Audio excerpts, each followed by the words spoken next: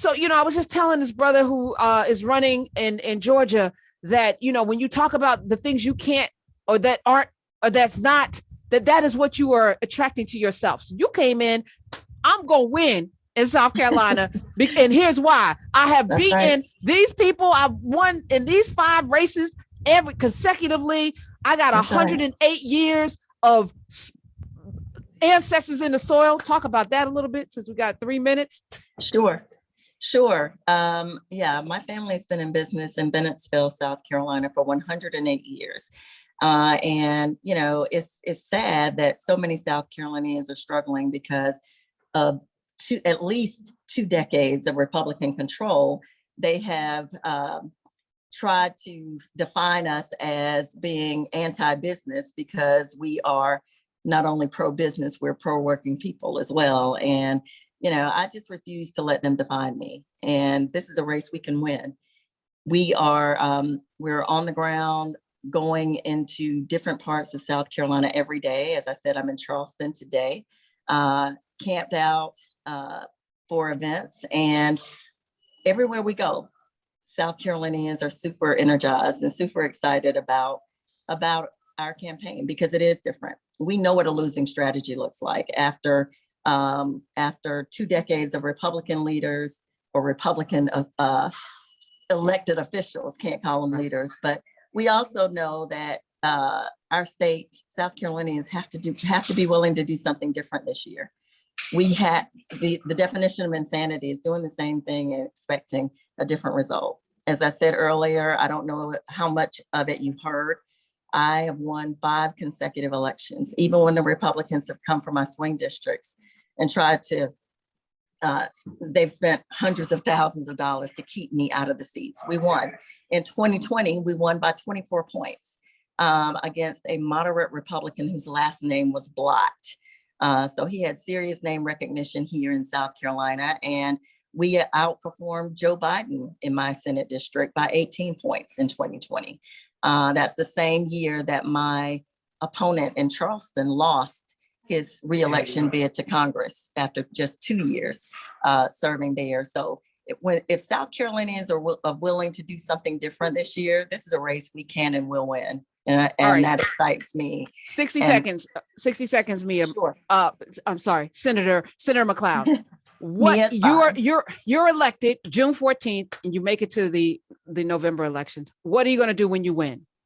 What are your first 3 things that you're going to do as governor of South Carolina? Oh, the first 3 things I'm going to do. I'm going to expand Medicaid on day one. I'm the only candidate in this race who lives with sickle cell anemia. And I know what it's like to have a health insurance premium before I served in the State House and Senate that's higher than my mortgage. So I'm going to expand Medicaid on day one.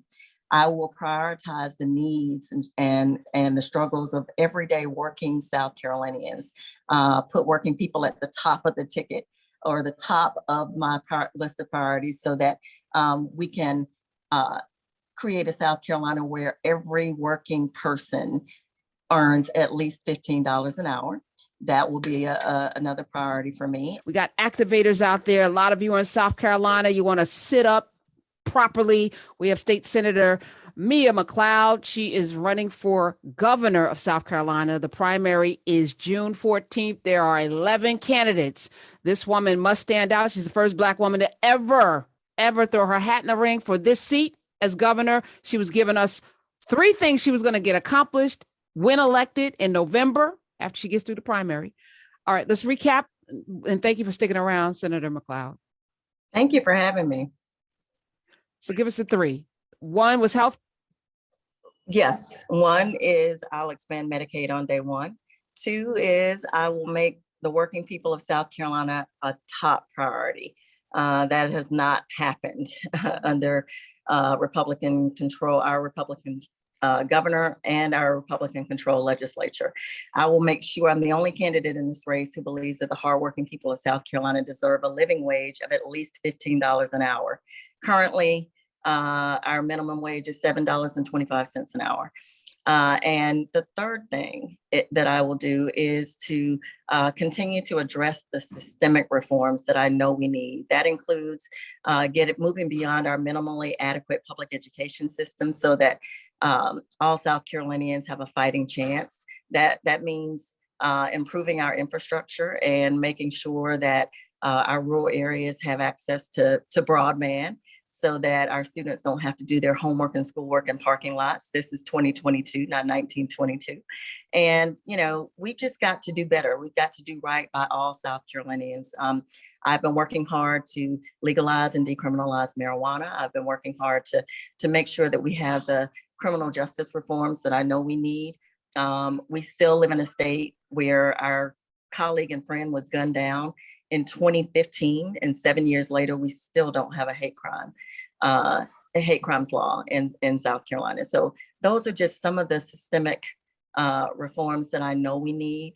We need to focus on public education, workforce development, and expanded access to healthcare. Those are the issues that I've always been a champion of, and those are the issues I will continue to champion as governor. Well, South Carolina is among the worst states in our union for healthcare and education. Absolutely. And so, those are, and for the everyday person, these things matter. Big business is great. It's great to have BMW and all these, but at the end of the day, it's the regular folk that make the state go. Right. Here's the thing, Karen. We've got high-paying jobs right here in South Carolina. That's true. But we, because of our minimally adequate public education system and the fact that Republicans have totally tried to dismantle and defund public education as we know it in South Carolina, we have to, those jobs, they're constantly bringing in people from out of state to fill those high-paying positions. So it's not benefiting everyday South Carolinians. And I'm going to change that as governor.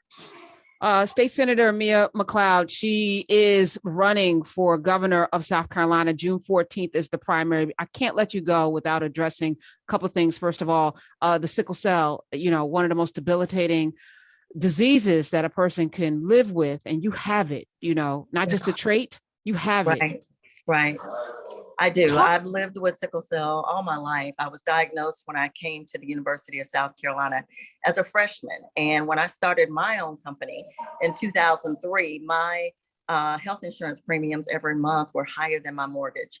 I was newly divorced. My sons were much younger, and I couldn't afford I couldn't afford to pay for health insurance that was higher than my mortgage every month. So there were many months when I went without health insurance and just prayed that nothing crazy happened. But that is the story, unfortunately, and that is the struggle of so many South Carolinians, even today. So I will expand Medicaid on day one as governor.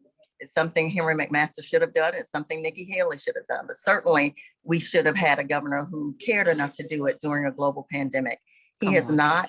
I will on day one. And so far, we've lost well over 18,000 South Carolinians to this virus. I know what it's like to live with a chronic health condition and to have to, just be extra careful and vigilant about keeping COVID-19 at bay. So I want to work with other South Carolinians who want to create a healthy state, because the last time I checked, sick people don't work and dead people don't either. So it's in our best interest to make sure that South Carolina is a safe place to live and work. And I will do that as governor. Go to miaforsc.com. Join us. We need resources. We need funds. We need volunteers. You don't have to live in South Carolina to do either of those. You can contribute to the campaign and volunteer from wherever you are in the country.